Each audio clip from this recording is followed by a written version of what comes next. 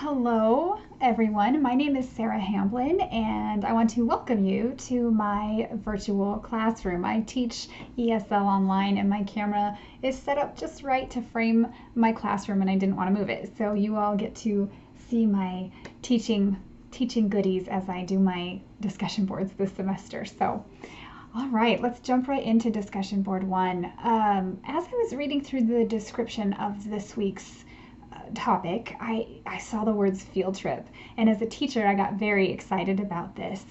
The thought of making history come to life is fantastic, is amazing. So I couldn't wait to really dive in and figure out how would I make this exciting for students. History can be one of those topics that's not exactly a favorite among students. It does involve reading and oftentimes worksheets and tests, and it's just not something they're really excited about. An opportunity to visit a living history museum would be incredible.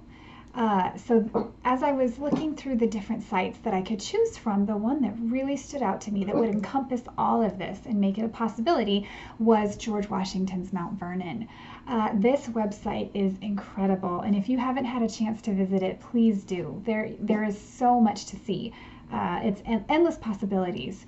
Some of the things that you can find on the website itself are not just facts about Washington and his life, but about history that was going on all around him. They have drop-down lists that contain information about, of course, George Washington and Martha, the French and Indian War, the Revolutionary War, slavery, the Constitution, religion. All of these things were discussed in detail on the website. It is not just a brief little chunk of words. It's a very detailed history with resources and citations and things like that. So that was incredible to find that on this website. Now, as far as the actual location is, of course, beautiful. It's just a beautiful piece of land that has been fully restored to hopefully appear as if it did back then, fully functioning. All of the buildings and the outbuildings have been restored and well taken care of. The gardens are still there, and they grow vegetables and fruits in them every single year. So that was really neat to see that. They have guided tours, presentations, events, all sorts of things happening year-round. That would be an incredible opportunity to be a part of. And the best piece of this website that stuck out to me as I was going through this, I stumbled upon this incredible virtual tour of the site. It is not your everyday virtual tour. This is a very detailed and involved and very well done tour. It takes you literally step by step through every single piece of the site. The mansion, you can go in every room, every space. It's got a 360 shot up, down, all around, and there's things you can click on. There's audio narration. There's words, there's some citations that explain different things. I gotta be honest with you, I'm not even done going through the virtual tour because it is that in depth, and it is not just the mansion, it's the entire grounds. This virtual tour got me thinking, this would be a fantastic virtual field trip for any class. And I thought, how many kids across our great country are probably never going to have an opportunity to go to the East Coast and physically see Mount Vernon or any of the other amazing sites. This website made it possible to bring that to the classroom. And I thought, how great of an opportunity to do a thematic unit on Washington and end it with this incredible virtual tour right there in the classroom. So as I was perusing more of this website that there is, I stumbled upon another tab called Teacher Resources, and of course got very excited about it.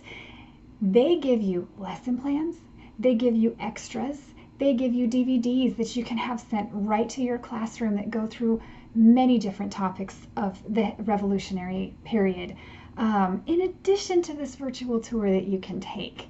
So all of that put together, I thought would be an incredible learning opportunity. As a teacher and doing a virtual field trip, I would set it up as a whole thematic unit, leading them up to this big day when we're going to take this virtual tour, maybe more than one day because it's really big. If my students had the opportunity to actually physically go, if we were a school that was nearby, I would I would see this being a more than one day field trip, like maybe an overnight trip, because it's vast. There's a lot to do and a lot to be involved in. And I really believe that students would get excited about this, even if they can't physically go. The amount of information accessible just through this site was incredible, and I think it will really spark a fire in these students if they have a chance to even be a part of living history from right within their seat in their classroom. A side note that I was really interested to learn, Mount Vernon was actually, it is privately owned. It is not public land. It is not a public park. It was purchased by the Mount Vernon Ladies Association in 1860 and has been owned by them ever since. They bought it from George Washington III. It was a distant relative of Washington. He was the last one to own it, and he sold it to them for, I believe, $200,000, which was the equivalent of like $5.8 million today, I think is what I read. So it is a privately owned venue. So I think it's very generous that they allow the public to come and be a part of it, and that they have set up this incredible resource through this website.